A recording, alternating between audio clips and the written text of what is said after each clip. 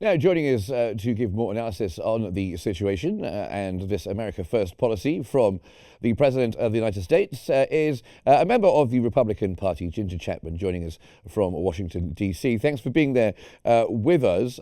Let's start with the Middle East, shall we?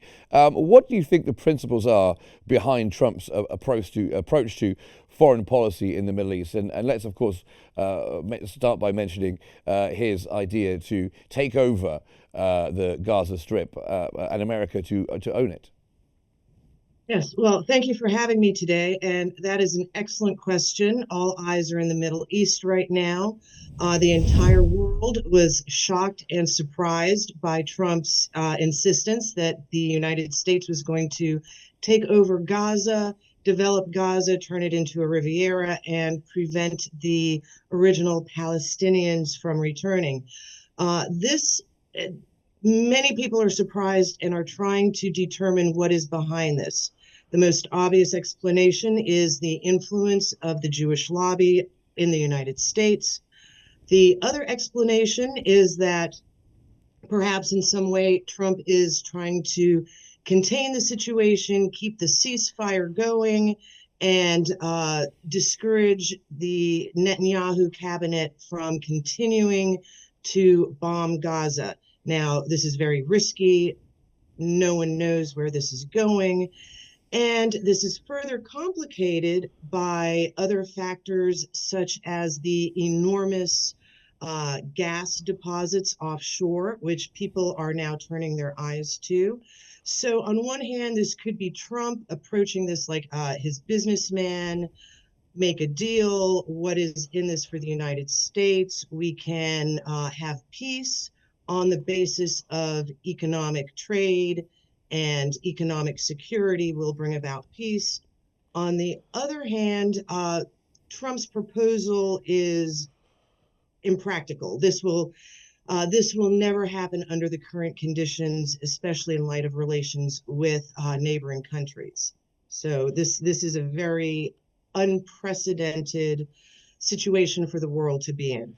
When you saw that press conference with Netanyahu standing by Trump's side, as someone who's a committed and strong and respected Republican like yourself, how did that make you feel? Did you think he'd gone off the rails a little bit? This was completely unexpected, and one thing we have seen is this is dividing the Republican Party. Many Trump supporters and voters felt betrayed because this is viewed as Trump breaking his campaign promise of putting America first. And he is immediately becoming entangled in this endless foreign war. There are also other Republicans who are very pleased because they are sort of viewed as Christian Zionists, and they believe that this is part of the greater Israeli project that the United States can support. So Trump's statements with respect to Gaza have divided the Republican Party. This is a very deep divide between the supporters that want to end foreign involvement, want to end foreign aid. These are the Republicans like Senator Rand Paul, Thomas Massie, and even Lindsey Graham, a notorious warmonger, has come out and said this is a very terrible idea. This is doomed to fail. And once again, the side of the Republican Party that wants to get involved, the Christian Zionist wing, this is setting up a conflict between the Republican Party. Many people feel betrayed, and this is going to play out in Congress and on the streets of America if this continues. And that's unusual, isn't it? Because up until now, people have been in the Republican Party, for the most part, those who haven't been expelled, have been fully behind Trump. And he does seem to have taken a little bit of a different tactic when it comes to Gaza, doesn't he? Since he took office. But let me ask you about global solidarity and the challenges that brings. How can global solidarity be maintained in the face of these economic and political difficulties with Trump in the White House, and also with the rise of China and India?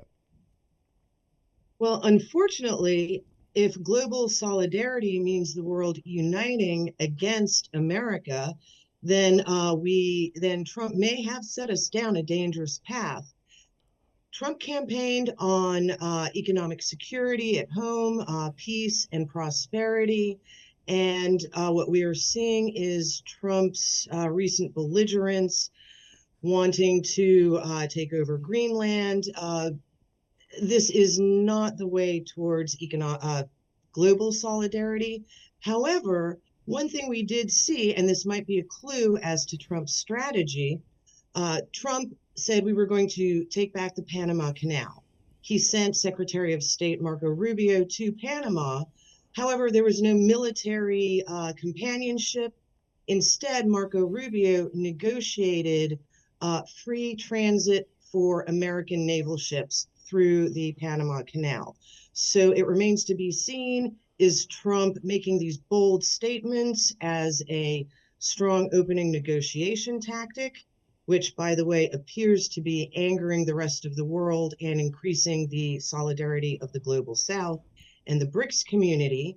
Or is this an opening salvo by Trump to get attention and then begin negotiations down a more reasonable path? Well, they're the questions that we all seem to be asking at every statement by the president. But let me just bring in another guest here, Laurie Watkins, who's the former advisor to President Barack Obama, also joining us from D.C. Thank you very much for being here with us. We're just discussing Trump's America First policy. Is this damaging relations with United States traditional allies?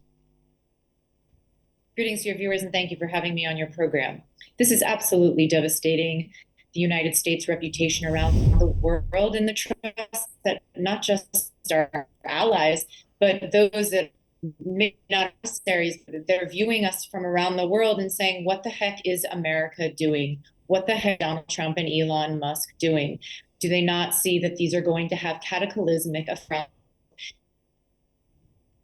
on a very small issue, which is waste, fraud, and abuse, but they're dismantling the entire federal government at the same time? What I'm particularly very concerned about as a foreign policy, your region of the world where your viewers are, I'm absolutely concerned about what this president is saying, is that he has language, even with the Jordanian king who came to visit the White House. You could see how uncomfortable he was when Donald Trump was saying that the plan is for all of these surrounding countries, including Egypt, by the way, that he's going to make them take these Palestinian refugees so he can clear out Gaza and then develop it and then take it.